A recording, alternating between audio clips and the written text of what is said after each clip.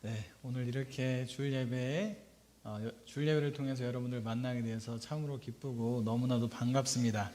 저는 애나버 한인교회 그리고 애나버 한인성서교회에서 EM 사역자로 섬기게 된 서유샘 목사라고 합니다. 먼 캐나다 지역에서 여기까지 안전하게 도착하여 여러분들을 이렇게 뵙게 되어서 너무나 기쁘고 행복합니다. 저를 캐나다에서 여기까지 안전하게 이끌어 주신 하나님께 참으로 감사드리고요. 그리고 저를 위해서 잘 도착할 수 있도록 기도해 주신 모든 성도님 여러분들, 그리고 제 이사할 때 도와주신 집사님들과, 그리고 저희들 집을 찾는 동안 맛있는 음식과 잊지 못할 그런 선물을 주신 친교 봉사부에게도 진심으로 감사의 말씀을 드리고 싶습니다. 나아가 제가 지난주 월요일 날 집을 찾았어요. 지난주에 저를 위해서 기도해 주셨다고 들었는데요. 너무나 감사하게, 참 신기하게 잘 집이 찾아진 것 같아요. 제가 캐나다에 있으면서 그 티테이블 하나 빼고는 나머지 가구가 오래돼서 다 버리고 왔거든요. 오면서 이제 어떻게 가구를 구입할 건가를 생각했었는데, 저희 집주인이 25살 학생인데요. 갑자기 PhD가 돼가지고 합격이 돼서 이제 3, 4개월 전에 넘어가면서 이제 가구를 다 사놓은 곳을 저희들한테 사용하라고 이렇게 했습니다. 너무 감사하게 티테이블이랑 모든 가구가 색깔이 딱 맞아요. 그리고 가구가 이제 막 비닐도 안 뜯은 게 있거든요. 근데 다 보니까 너무나 비싼 가구들이더라고요. 그래서 그 주인에게도 참 너무나 감사한 마음이 있습니다. 제가 세상에서 가장 듣기 싫어하는 단어가 있습니다. 그 단어는 바로 개독교, 그리고 개독교인이라는 단어입니다. 여러분들께서 이 단어를 들어보셨는지 모르겠습니다. 이 단어는 수년 전에 기독교와 기독교인을 싫어하고 증오하는 사람들이 만든 단어입니다. 제가 욕을 해서 죄송합니다. 이 단어의 뜻은 개같은 기독교인, 개같은 기독교라는 뜻입니다. 이 단어가 나오고 나서 이 단어는 믿지 않는 자들이 기독교, 그리고 기독교인을 부를 때 사용되어지고 있습니다. 그리고 너무나도 슬프고 안타깝게도 이 단어를 사용하는 사람들의 숫자는 점점 늘어나가고 있습니다. 이것은 하나의 잔인한 문화 운동처럼 점점 빠르고 강하게 한국 사회에 퍼져 나갔습니다. 이것은 기독교와 기독교인들을 전혀 모르는 사람들에게도 기독교는 나쁜 종교야, 기독교인은 나쁜 사람들이야 라는 부정적인 인상을 너무나 강하게 심어주고 있습니다. 그래서 요즘에는 사람들에게 전도하기가 매우 힘이 들다고 합니다. 하루는 이 이야기를 미국 친구에게 했더니 이 친구가 저한테 이렇게 말을 합니다. 이러한 일들은 비단 한국에서만 일어나는 것이 아니라 미국 젊은이들 사이에서도 일어난다고 합니다. 미국에서는 불과 몇 년 전부터 젊은이들 사이에서 기독교인들을 욕하며 부르는 단어가 있다고 합니다. 그것은 judge, 재판관 또는 판단자라는 단어라고 합니다. 많은 젊은이들이 교회를 다니며 주님을 믿는 사람들을 재판관 또는 판단자라고 그렇게 모욕한다고 합니다. 그리고 여러분들이 아실지 모르겠지만 미국에서도 기독교인들을 싫어하는 사람들의 숫자가 점점 늘어나고 있다고 합니다. 왜 이러한 일들이 일어나고 있을까요? 이 질문을 하면 대부분의 기독교인들은 이렇게 대답을 합니다. 당당하게 이렇게 말씀하세요. 예수님께서 말씀하신 대로 어둠에 속한 세상은 빛에 속한 우리를 싫어하기 때문입니다. 맞습니다. 하지만 이것이 전부가 아닙니다. 또 다른 정답이 있습니다. 그것은 바로 예수님을 믿는 주님의 자녀가 주님께서 우리에게 친히 보여주셨던 빛과 소금의 삶, 즉 주님의 자녀로서의 삶을 살고 있지 않기 때문입니다. 사도행전 2장 47절은 초대교인 성도들을 이렇게 표현합니다. 다 함께 읽어보겠습니다. 시작. 하나님을 찬미하며 또 온 백성에게 칭송을 받으니 주께서 구원받는 사람을 날마다 더하게 하시니라. 아멘. 칭송을 받았다라는 말이 무슨 말일까요?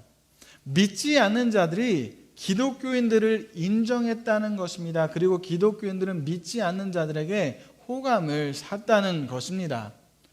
그리고 사도행전 5장 13절의 말씀을 함께 읽겠습니다. 시작. 그 나머지는 감히 그들과 상종하는 사람이 없으나 백성이 칭송하더라. 여기서 칭송이라는 단어를 원어로 풀어서 보면 백성들, 즉 믿지 않는 사람들이 주님을 믿는 기독교인들을 존경하고 칭찬하며 높였다라는 것입니다. 하지만 이 시대는 어떻습니까? 기독교인들은 무시를 당하고 욕을 먹습니다. 믿는 사람들의 수가 점점 줄어들고 있습니다.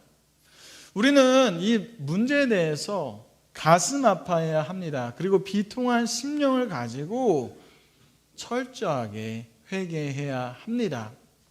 주님을 믿는 자들이 욕을 먹고 기독교인들의 숫자가 줄어들고 있는 것은 단지 다른 기독교인들이 잘못해서 일어난 거야 라고 생각해서는 안 됩니다. 내가 예수님처럼 빛과 소금의 삶을 살지 못해서 그런 것이다 라고 인정해야 합니다. 스스로 잘못을 뉘우치고 주님 앞에서 회개해야 합니다. 나아가 믿지 않는 자들의 본이 되는 빛과 소금의 삶을 살아가야 하며 그 삶으로 하나님께 영광을 돌리며 많은 사람들을 주님의 품으로 이끌어야 합니다. 그래서 저는 오늘 본문의 말씀을 통하여 예수님께서 말씀하시는 빛의 자녀들의 특징과 우리가 예수님의 자녀로서 어떠한 삶을 살아가야 하는지, 그리고 우리가 예수님의 빛을 비추는 삶을 살 때 어떠한 일이 일어나게 되는지 함께 은혜를 나누고자 합니다. 오늘 본문의 말씀에서 예수님께서는 우리에게 세 가지 중요한 교훈을 주고 계십니다. 첫째, 빛의 자녀들인 우리들은 어두운 세상 가운데 밝히 드러납니다. 다시 말씀드리겠습니다. 빛의 자녀들인 우리들은 어두운 세상 가운데 밝히 드러납니다. 본문 14절의 말씀을 다시 한번 제가 읽어보겠습니다. 너희는 세상의 빛이라 산 위에 있는 동네가 숨겨지지 못할 것이요. 14절 예수님께서는 우리에게 빛이라고 말씀을 하십니다. 왜 예수님께서는 우리에게 빛이라고 말씀을 하셨을까요? 요한복음 1장 12절의 말씀처럼 이 세상의 빛 대신 예수님을 우리가 하나님의 은혜와 또한 하나님께 주신 믿음으로 우리의 구주로 영접하게 될 때 우리는 하나님의 자녀가 되는 권세를 부여받게 됩니다. 또한 에베소서 5장 8절의 말씀을 함께 읽겠습니다. 시작. 너희가 전에는 어둠이더니 이제는 주 안에서 빛이라 빛의 자녀들처럼 행하라. 아멘. 다시 말해 우리가 예수님을 믿기 전에는 죄와 사망의 어둠 가운데 속한 자들이었지만 우리가 빛 대신 주님을 믿고 주님의 자녀가 되었기 때문에 이제는 그분처럼 이 어두운 세상을 비치는 빛이 된 것입니다. 어두운 세상 속에 그리스도의 빛을 비추는 것, 그래서 믿지 않는 자들에게 주님을 알려주고 빛으로 그들을 인도하는 것이 우리들의 사명이 된 것입니다. 또한 14절 예수님께서는 산 위에 있는 동네가 숨기우지 못한다고 말씀하십니다. 우리가 비치고 산 위에 있는 동네라고 말씀을 하십니다. 이 두 가지의 특징이 무엇일까요? 빛과 산 위에 있는 동네. 예수님께서는 지금 무엇을 강조하고 계시는 것일까요? 어둠을 밝히는 빛과 산 위에 있는 동네처럼 예수님의 자녀들은 세상 가운데 밝히 드러난다는 것입니다. 그들은 빛 대신 예수님의 자녀들이기 때문에 어둠 가운데 숨겨질 수 없다는 것입니다. 어둠 속에서 빛나는 빛과 산 위에 있는 동네는 결단코 숨겨질 수 없습니다.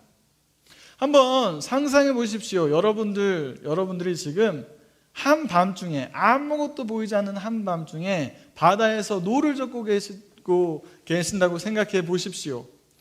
그리고 멀리서 등대 하나가 밝은 빛을 비추고 있습니다. 그 등대가 눈에 띄지 않을 수가 있을까요? 그것은 불가능합니다. 어두울수록 밝게 빛나는 등대는 무조건 눈에 띄게 되어 있습니다. 오늘 본문 14절과 15절에서 예수님께서 강조하시는 것이 바로 이것입니다. 빛의 자녀인 우리들은 이 어두운 세상에 반드시 밝히 드러나게 된다는 것입니다. 절대로 숨겨질 수 없다는 것입니다. 우리는 이 사실을 결코 잊어서는 안 됩니다. 저는 현역 판정을 받았지만 산업기능요원으로 군대 대신에 전자 분야의 회사에서 연구원으로 근무를 하게 되었습니다. 회사를 처음 입사하게 된 날 사장님과 이사님을 만나게 되었습니다. 사장님은 독실한 불교 신자였습니다. 그리고 제 이름이 요셉이고 또 제가 신학생이라는 걸 아시고는 사장님이 저를 보시자마자 이렇게 얘기를 하셨습니다. 요셉 사원, 오늘 첫 출근인데 이따가 회사 끝나고 나와 홍 이사와 함께 술 한잔 하게나. 저는 매우 당황스러웠습니다. 왜냐하면 한국에서의 그 죄악된 술 문화를 너무나도 잘 알고 있었기 때문이었습니다. 그래서 저는 마음속으로 기도한 뒤 이렇게 대답을 했습니다. 지금은 그렇게까지는 강하게 얘기할 것 같진 않아요. 근데 그때는 이렇게 얘기했습니다. 사장님, 신입사원으로서 이렇게 말씀을 드려 정말 죄송합니다. 저는 회사의 발전을 위해서 무엇이든지 할 수 있습니다. 하지만 예수님의 자녀로서 저는 목에 칼이 들어올지라도 사장님과 술은 마실 수 없습니다. 이 말을 한 뒤에 정말로 5초 동안 침묵이 흘렀습니다. 저는 마음속으로 하나님께 기도했습니다. 산업기능요원이 되는 게 되게 경쟁률이 되게 높아요. 그래서 되게 입사하기가 힘든데요. 그래서 기도를 이렇게 했어요. 하나님, 기적적으로 입사하게 되었는데요. 만약 오늘 이 회사에서 해고가 된다고 해도 저는 주님의 마음을 아프게 할 수는 없습니다. 잠시 침묵이 흐른 뒤에 사장님이 이렇게 말씀하십니다.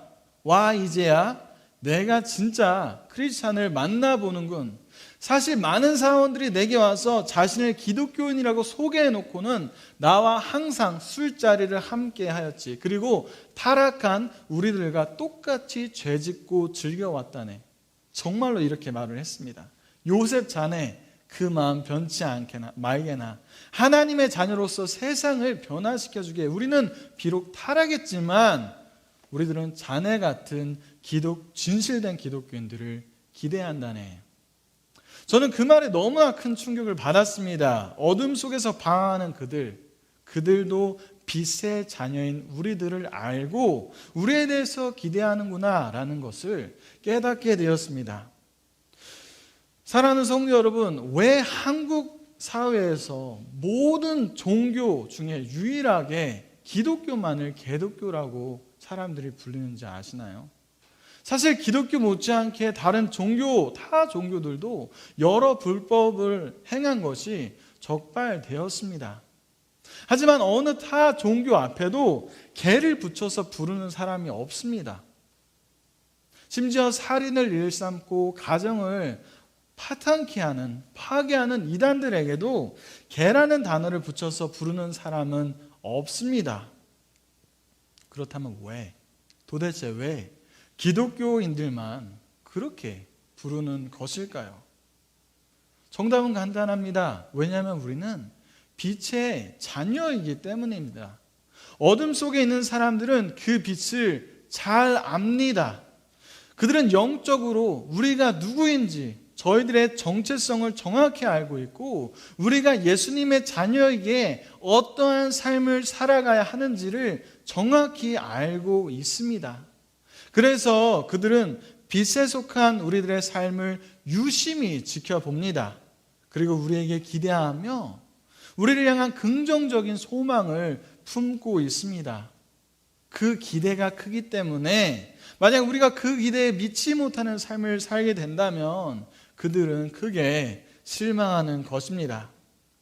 만약 어떤 사람이 자신은 세상의 빛이다라는 이 예수님의 말씀을, 이 사실을 망각한 채 사람들 앞에서 조심스럽게 행동하지 않고 남을 비난하고 욕하고 거룩한 삶을 살지 않고 믿지 않는 자들과 어울려 방탕한 삶을 살며 함께 죄를 짓는다면 세상 사람들은 그들과 함께 먹고 마시고 즐기면서 뒤에서는 이렇게 대답할 것입니다. 그는 나에게 하나님께서 살아계신다고 말했어. 그는 예수님을 믿는다고 말했어. 그는 예수님이 이 땅에 다시 오신다고 말했어. 새 하늘과 새 땅이 있다고 말했어. 하지만 그 사람의 삶을 보면 예수님이 있는지 없는지 모르겠어. 그 사람을 보면 예수님을 믿고 싶지 않아. 빛의 자녀들인 우리들은 어두운 세상 가운데 밝히 드러납니다. 우리는 이 사실을 명심해야 합니다. 둘째, 빛의 자녀인 우리들은 착한 행실로서 어두운 세상 속에 예수님의 빛을 비추어야 합니다. 다시 읽겠습니다. 빛의 자녀인 우리들은 착한 행실로서 어두운 세상 속에 예수님의 빛을 비추어야 합니다. 예수님께서는 본문 16절에 우리에게 사람 앞에 빛을 비추라고 말씀하고 계십니다.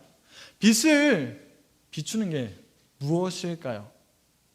오늘 본문 16절 전반절을 다 함께 큰 목소리로 읽겠습니다. 시작. 이같이 너희 빛이 사람 앞에 비치게 하여 그들로 너희 착한 행실을 보고. 아멘. 본문의 말씀에서 너희 빛을 비치게 하여 너희 착한 행실을 보고라는 문장에서 두 단어가 연결된 것이 보이시나요?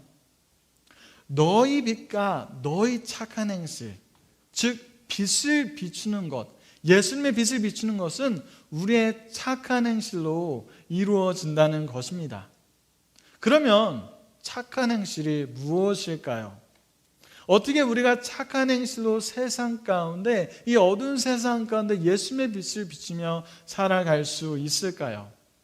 여러 가지 착한 행실이 있을 수 있지만 특별히 우리가 하나님의 말씀에 순종하며 살아갈 때, 우리가 예수님의 모습을 본받아 살아갈 때 우리는 어두운 세상 가운데 예수님의 빛을 비추는 삶을 살 수 있습니다.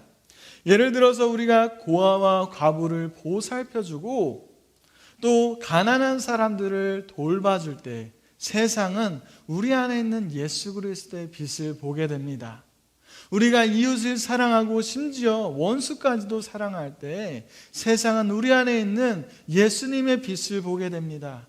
우리를 이유 없이 미워하고 저주하고 욕하는 자들을 우리가 그리스도의 사랑으로 용서하며 그들에게 복을 빌어주고 그들을 위해서 기도할 때 비로소 불신자들은 우리 안에 있는 아름다운 예수 그리스도의 빛을 보기 시작합니다.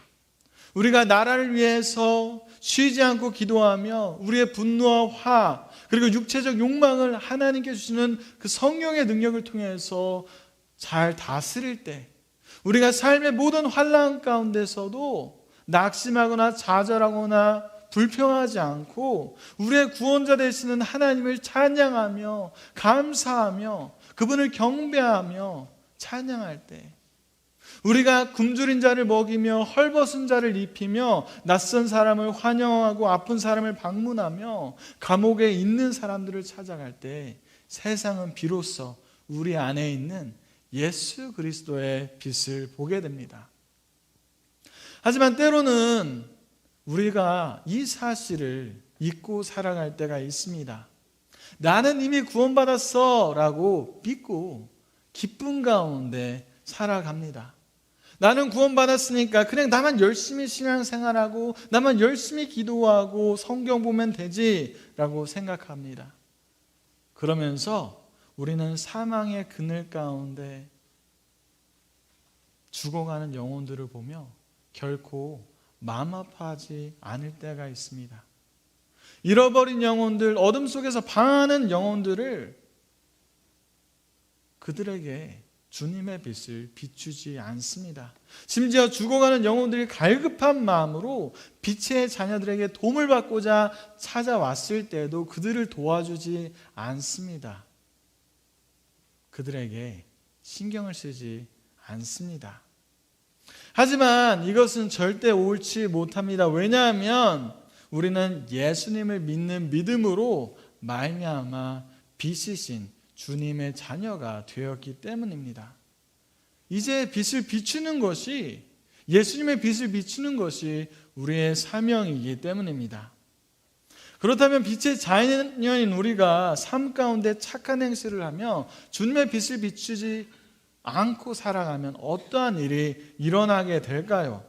방금 말씀드린 대로 세상 사람들은 주님을 믿는 빛의 자녀들에게 엄청난 기대와 소망을 품고 살아갑니다.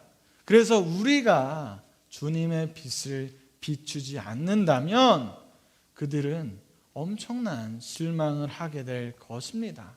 그들은 회복하기 힘든 상처를 받게 될 것입니다. 오늘 본문 16절, 너희 착한 행실을 보고 아버지 하나님께 영광을 돌리게 하라라는 말씀과는 정반대로 하나님을 욕하게 될 것입니다. 그들은 주변에서 많은 사람들이 전도하려고 할지라도 주님께 나아오지 않게 될 것입니다. 저는 강아지를 굉장히 좋아합니다. 그렇지만 이제 강아지를 제가 안 키우게 된 계기가 있었습니다. 한 20년 전에 승리라는 강아지를 제가 키우고 있었어요. 너무나 귀엽게 생긴 강아지였는데요. 승리를 너무나도 제가 좋아하고 사랑해서 좀 밖에 나갈 때마다 승리 생각 때문에 집을 빨리 들어오곤 하였습니다. 하루는 승리가 너무나 아파 보입니다. 밥도 잘 먹지 않고 막 토를 합니다. 저는 괜찮겠지, 며칠 지나면 좋아지겠다라고 생각했습니다. 하지만 3일 정도가 지났는데 승리의 상태가 더욱 악화되었습니다. 그래서 저는 주변에 있는 동물병원들을 찾아보았고 마침내 한 동물병원을 찾았습니다. 그러고는 그날 밤 8시에 모든 예배가 끝난 뒤에 승리를 병원에 데리고 갔습니다. 저는 그 병원에 가기 전에 그 동물병원에 전화해서 몇 시까지 오늘 근무하냐고 물어보지 않았습니다. 왜냐하면 병원 이름이 24시 동물병원이었기 때문이었습니다. 저는 당연히 병원이 열려 있을 것이라고 확신하였습니다. 하지만 제가 병원에 도착했을 때 저는 큰 슬픔에 빠지게 되었습니다. 왜냐하면 병원의 모든 불은 다 꺼져 있었기 때문이었습니다. 병원의 불이 환하게 비춰줄 것이라고 생각했는데, 그렇게 기대하며 소망을 품고 갔는데, 승리가 주사를 한 방 맞고 곧 회복될 것이라는 기대를 갖고 갔는데 병원의 모든 불은 꺼져 있었습니다. 저는 매우 속상했고 화가 치밀어 올랐습니다. 그래서 혼잣말로 이렇게 말했습니다. 뭐야, 병원 이름을 바꾸던지 왜 병원 이름을 24시 동물병원으로 만들어서 이렇게 내가 늦은 시간에 와도 된다고 생각해 만드는 거야. 미리 알았더라면 진작 올걸. 그러고는 다른 동물병원들을 찾아보았지만 이미 모든 동물병원은 문이 닫힌 상태였습니다. 고통스러워하는 승리를 집으로 데리고 와서 저는 이제 따뜻한 이불을 쌓아주고 나서 너무나 슬펐어요. 승리를 위해서 기도해주고 그리고 저는 잠이 들었습니다. 아침에 일어나자마자 승리를 향해 뛰어갔어요. 근데 너무나 안타깝게도 승리는 죽어 있었습니다. 승리를 너무나도 제가 사랑했기 때문에 마음이 찢어지는 것 같이 아팠고 너무나 속상했어요. 저는 그 병원이 너무나 싫었습니다. 병원에 찾아가 막 따지고 싶었습니다. 순간 하나님께서 저에게 마음에 이러한 깨달음을 주셨어요. 사랑하는 승리가 반드시 회복될 것이다 라는 큰 기대와 갈급하는 마음을 가지고 동물병원에 갔는데 병원에 불이 꺼져 있었을 때 네가 매우 실망하고 상처받고 집에 돌아왔듯이 믿지 않는 자들도 어둠 속에서 고통하며 신음하다가 목마른 사슴이 시냇물을 찾듯 주님의 빛을 보면 자신이 회복될 것이다, 살아날 것이다 라는 간절한 기대와 소망을 가지고 도움을 받기 위해서, 그리고 주님의 빛을 보기 위해서 빛의 자녀들인 우리들에게 찾아왔는데, 만약 빛의 자녀라고 말하는 사람 안에 예수 그리스도의 빛이 없다면, 그 사람이 예수 그리스도의 빛을 비추지 않고 있다면 잃어버린 영혼들, 그들이 얼마나 크게 실망하며 속상해하며 상처받고 분노하며 돌아갈까.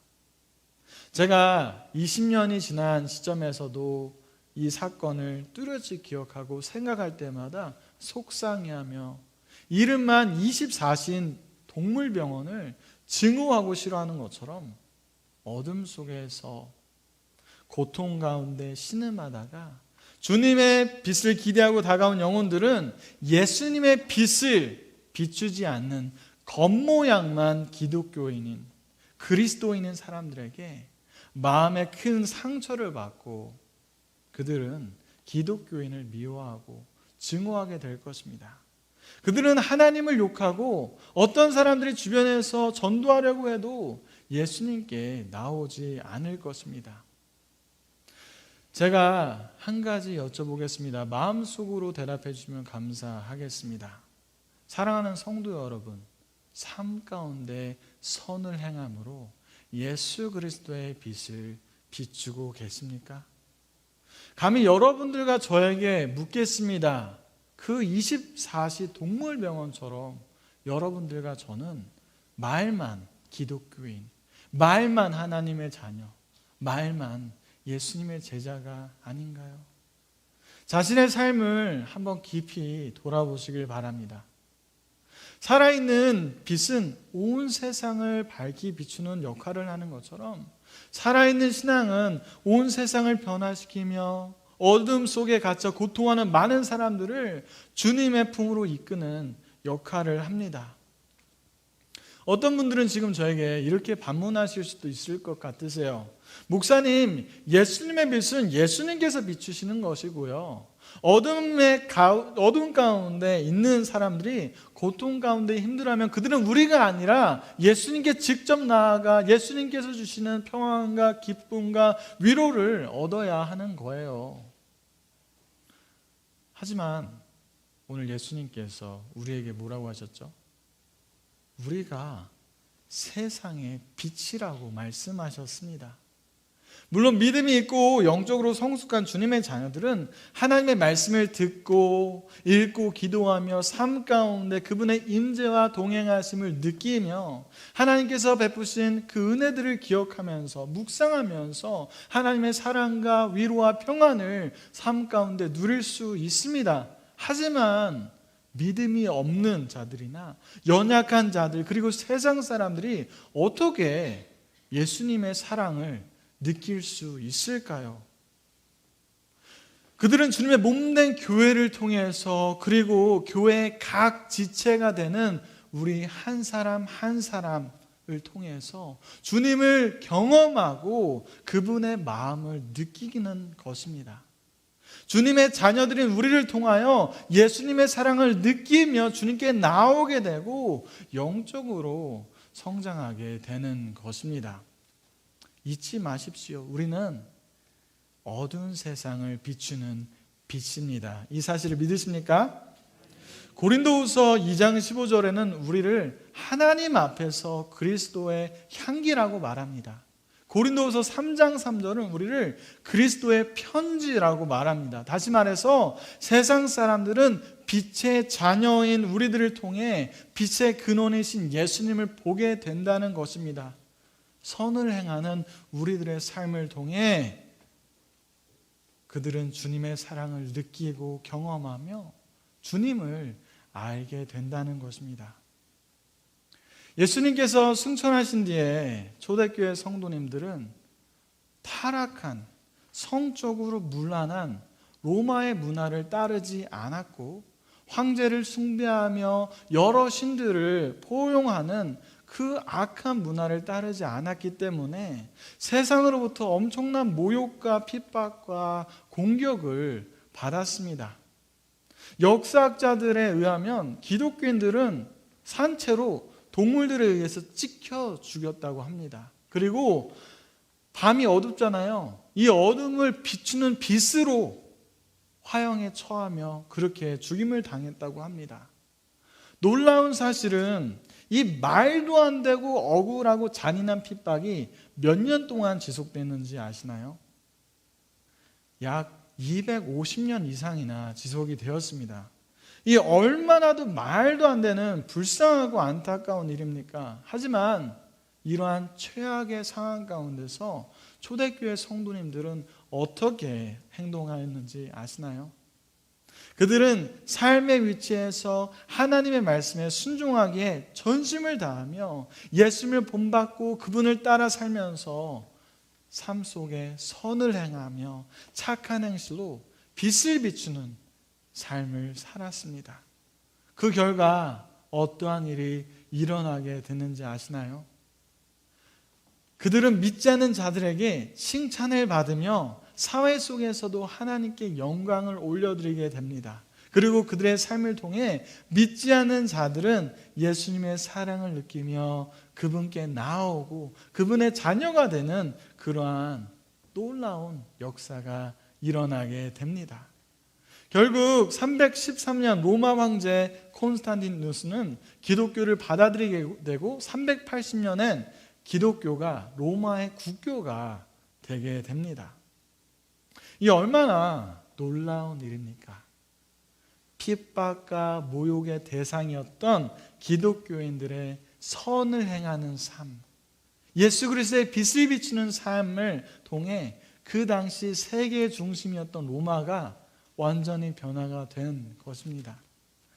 빛 대신 주님의 자녀로서 초대교회 성도님들처럼 어두운 세상 가운데 선을 행함으로 예수님의 빛을 비추는 저와 여러분 모두가 되시기를 간절히 소망합니다. 마지막으로 세 번째입니다. 셋째, 우리가 예수님의 빛을 비추는 삶을 살 때 잃어버린 영혼들이 하나님께 영광을 돌려드리며 주님께 나오게 됩니다. 다시 한번 읽겠습니다. 우리가 예수님의 빛을 비추는 삶을 살 때 잃어버린 영혼들이 하나님께 영광을 돌려드리며 주님께 나오게 됩니다. 본문 16절을 다 함께 읽겠습니다. 시작. 이같이 너희 빛이 사람 앞에 비치게 하여 그들로 너희 착한 행실을 보고 하늘에 계신 너희 아버지께 영광을 돌리게 하라. 아멘. 이 본문에서 중요한 사실은 우리가 그렇게 선을 행함으로 예수 그리스도의 빛을 비추며 살아갈 때 세상 사람들은 하나님께 영광을 올려드리게 된다는 것입니다. 영광을 올려드린다는 말은 원어로 보면 칭찬하다, 찬양하다, 높이다라는 의미가 있습니다. 그런데 왜 우리가 선을 행하는데, 우리가 선을 행함으로 예수님의 빛을 비추는데 왜 세상 사람들은 하나님을 찬양하며 그분을 높이며 그분께 영광을 올려드리게 될까요? 아까 말씀드린 대로 세상 사람들은 우리가 주님의 자녀라는 사실을 잘 알고 있기 때문입니다. 우리가 정말로 예의 바르고 착한 아이를 보면 우리는 그 아이를 보면서 그 아이의 부모를 칭찬합니다. 왜냐하면 그 아이가 그렇게 잘 성장된 것은 그 아이가 잘나서라기보다 부모의 큰 헌신과 사랑의 가르침이 있었기 때문입니다. 이처럼 우리가 어두운 세상 가운데 빛을 비추며 선을 행하며 살아갈 때 믿지 않는 자들은 우리의 착한 행실을 보고 우리의 빛의 근원이 되시는 주님께 영광을 올려드리게 됩니다. 나아가 우리가 그렇게 예수 그리스도의 빛을 비추는 삶을 살아갈 때 믿지 않은 자들은 주님께 영광을 돌려드릴 뿐만 아니라 주님께 나오게 됩니다. 제가 경험하고 배운 바로는 주님을 믿지 않는 자들은 우리들의 입술의 전도를 통해서도 주님께 나오지만 많은 사람들이 전도자의 삶의 모습을 통해서 예수님의 빛을 비추는 삶을 통해서 주님께 나온다는 사실입니다. 미국에서 실제로 있었던 일입니다. 어떤 용감하고 굉장히 열정적이고 공격적인 성향을 가진 기독교인 한 분이 기차 안에서 복음을 전하고 있었습니다. 앞에서 복음을 듣고 있었던 한 남자는 복음가 또한 복음을 전하는 그 남자와 엮이고 싶지 않아서 고개를 확 돌리고 있었습니다. 그러자 그 용기가 가득한 기독교인은 좌절과 다른 한편으로는 자신감을 가지고 관심 없어하는 그 남자의 얼굴을 뚫어지게 쳐다보기 시작했습니다. 그리고 자기가 전하는 이 복음을 당신이 감히 듣지 않냐라는 생각을 하면서 인상을 팍 쓰면서 이렇게 물어보았습니다. 저기요, 저를 좀 보세요. 제 눈을 좀 보시라고요. 예수님이 안 보이세요? 이 어리석은 질문에 어떤 대답이 왔을까요? 네, 전혀 보이지 않습니다. 이처럼 세상은 예수님을 보기 위해서 우리의 눈을 보지 않습니다. 우리가 어떠한 옷을 입는지를 보지 않습니다. 그들은 예수님을 보기 위해 우리들의 삶을 봅니다. 그리고 우리가 착한 행실로 예수님의 빛을 비추며 살아갈 때 그들은 우리 안에 계시는 예수님을 보게 되고 빛이신 그분께 나오게 됩니다. 제가 호주에 있을 때 저는 힐송이라는 교회에 있었습니다. 거기 테드라는 11시 예배의 리더와 같이 살았어요. 되게 테드는 독실한 기독교인입니다. 그는 빵을 규칙적으로 이웃들에게 나눠줬어요. 무료로 나눠주면서 좀 도움이 필요한 사람들은 항상 가서 도움을 주었습니다. 비록 그는 예수님을 믿으세요라고 항상 이웃들에게 말하는 것은 아니었지만 그의 아름다운 삶은 주변에 있는 많은 사람들을 주님의 품으로 이끌기에 충분히 아름답고 너무나 감동적이었습니다. 테디 주변에 사는 사람들은 주님을 영접하고 믿게 되었습니다. 저는 매달 어려운 사람들을 도와주고 또한 돈을 보내주며 저를 비롯한 남들에게 무한한 선행을 베푸는 테디가 부자인 줄 알았어요. 하지만 그의 통장에 100만 원 정도밖에 없다는 사실을 제가 깨닫고는 저는 큰 충격을 받고 테디한테 이렇게 물어봤습니다. 테디 행복하세요? 그러자 테디가 이렇게 대답합니다. 난 비록 돈이 없지만 돈이 많지는 않지만 항상 주님 안에서 행복해. 누군가에게 도움을 줄 수 있는 것은 하나님께서 내게 주신 매우 소중한 축복이기 때문이지. 그는 매일 새벽 5시에 나가 일을 하며 저녁 6시에 집에 들어왔습니다. 그렇게 매일 피땀 흘려 번 돈으로 선을 행하는 모습을 보며 개인적으로 너무나 많은 감동을 받았습니다. 전 세계적으로 유명한 제가 평소 존경하는 목사님이 이러한 얘기를 했습니다. 우리는 복음을 전해야 합니다. 하지만 그보다 더 중요한 사실은 복음대로 살아가야 한다는 것입니다. 그리고 여러분들의 삶은 감동적이어야만 합니다. 왜냐하면 여러분들의 삶이 바로 가장 강력한 메시지이기 때문입니다. 테디는 본인의 삶으로 복음을 전하는 사람이었습니다. 사랑하는 성도 여러분, 여러분들의 삶은 어떠신가요? 혹시 우리는 입술로만 복음을 전하고 있지는 않나요? 우리는 혹시 말과 행동이 모순되는 삶을 살고 있지는 않나요? 예수님께서 우리에게 친히 보여주셨듯이 다른 사람들에게 선을 행하며 복음대로 사시기를 바랍니다. 착한 행실로 어두운 세상 가운데 그리스도의 빛을 비추며 믿지 않는 자들에게 하나님을 알게 하고 그분을 찬양하게 하며 그분께 영광을 올려드리게 하는 아름다운 빛의 삶을 사시기를 간절히 소망합니다. 입술만이 아닌 삶으로 복음을 전하며 삶을 통해 많은 사람들을 주의 품으로 이끄시는, 그래서 하나님을 만족시켜드리고 하나님의 기쁨이 되는 저와 여러분 모두가 되시기를 간절히 소망합니다. 마지막으로 한 가지 질문을 드리며 오늘 말씀을 마무리하겠습니다. 사랑하는 성도 여러분, 여러분들은 예수님의 빛을 비추는 삶을 살고 계신가요? 예수님께서 지금 우리에게 이렇게 말씀하십니다. 너희는 세상의 빛이라. 함께 기도하시겠습니다.